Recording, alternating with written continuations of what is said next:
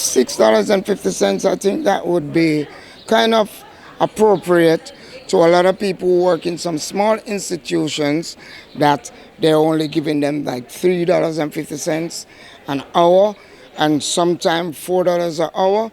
But at $6.50, come the month end, you got $1,200 or $1,250, depends. Because remember, gratuity comes with holidays if they are a place that opens on holiday.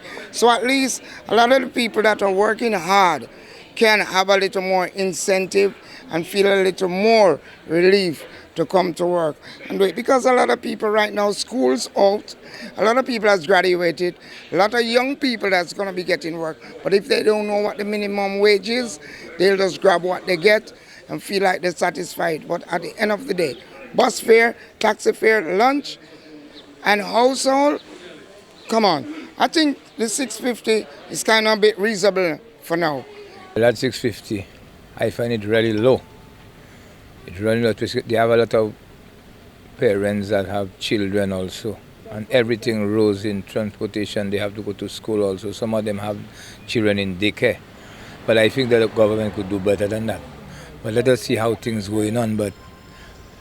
And plus, we have to take tax on the people again, you know. I find it low. I find it too low. Even though that is $8. That is $8 to try to help the single parents. I thought that was double. But let us hold on to see how things going on. Maybe he might change his mind. He might give us a little raise again. I appreciate. Well, I ain't somebody say that. I ain't people say that. But when I think about it, is like who's gonna get the $6.50? You understand? Because I mean, you're telling me about minimum wage. So that means they have different sectors, different employee agencies, and people employed in different areas. So who gonna benefit from that, And for myself, that's still too low, because if you care about your business, it's not $6.50 you go give somebody an hour to look at it for you. Give unto the people what is due unto them by law.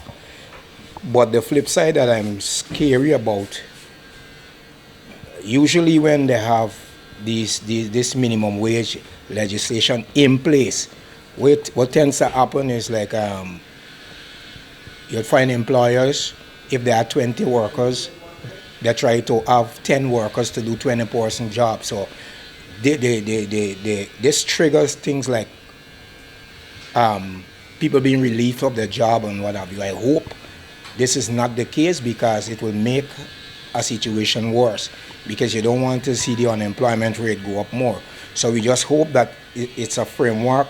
You got to trust the government, the legal people who put the framework in place, that they had all these things in mind, and hope that employers don't sacrifice or victimize workers, because that would not be a good thing. There are companies out there who are underpaying the workers, paying them peanuts, things that money that they can't even use for a week, they get in salary for a month. And as a result of that, it's just having people on the back burner financially. You're working, but you're not working, it seems. And there is no better job for that person based on sometimes their level of educational or their educational background, they're not so sound. So they can't get a job that will pay them that big amount of money. So it is good that now the companies will step up the game and pay the people the right amount, because these companies, they are making a lot of money off the people, but yet still not paying the workers properly, and it's just not fair. So I think it's a good thing the government is doing, and just hope that it runs smoothly.